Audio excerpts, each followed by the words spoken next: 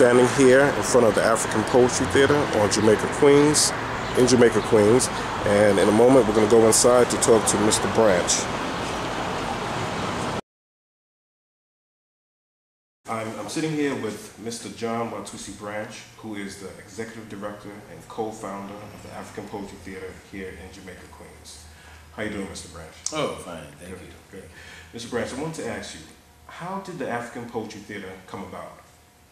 Well, the Afrikan Poetry Theatre was started in 1976 with the late co-founder, Yusef Walayaya, who was a poet, like myself, and we started with the poetry and musicians. We started with the band, and then we had some other poets that came on, and so what we kind of moved around the community and prisons and colleges, performing what we call the power of the word, and telling the stories of the people through poetry and music.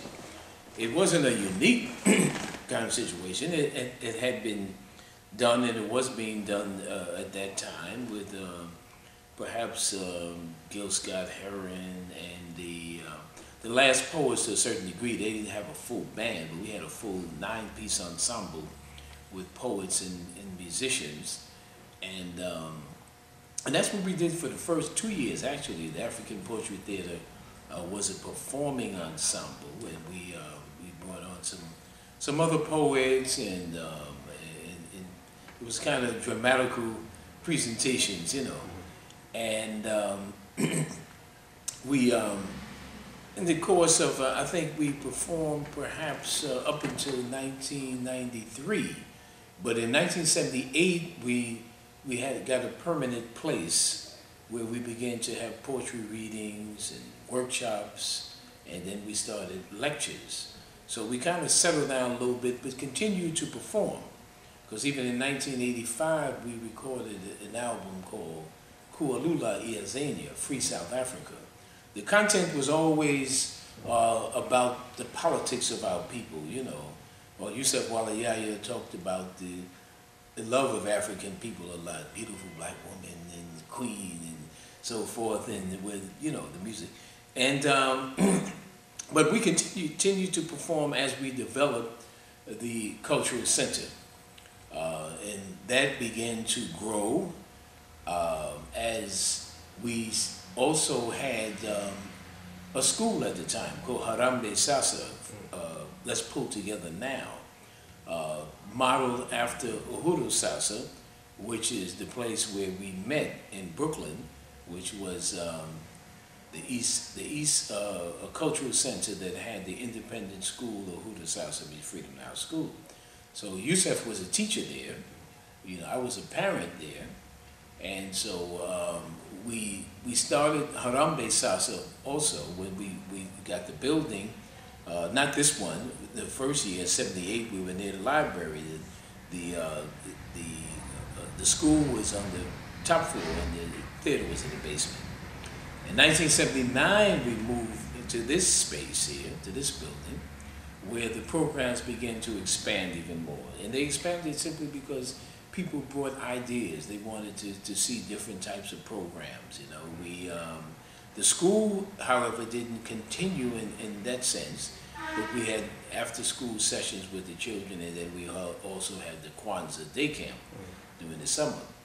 But we had to continue with the weekend sessions for the children. And then it just kind of grew when people brought ideas, you know. We started films, and in 1982 we started the jazz concerts, the collaboration with some of the great jazz artists. We didn't start at the bottom.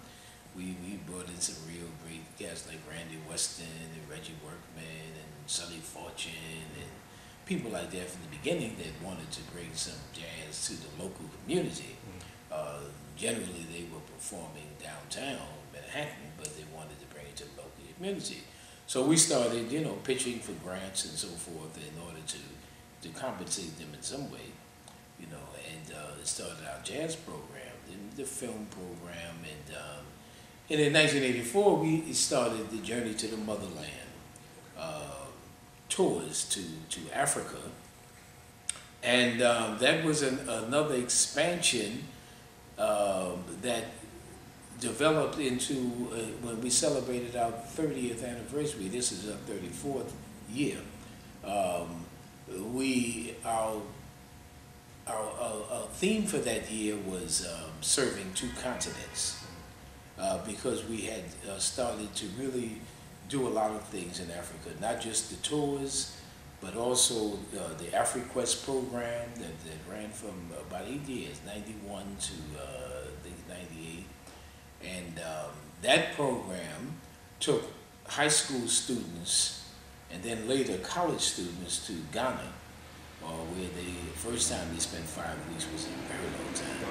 But we prepared them. They had to take like a 12-week course coming in to learn the language, learn the history, eat the food, and all of that. And then they eventually, in the summer, they traveled to Ghana. We cut it down to 3 weeks. That was the shortest period of time.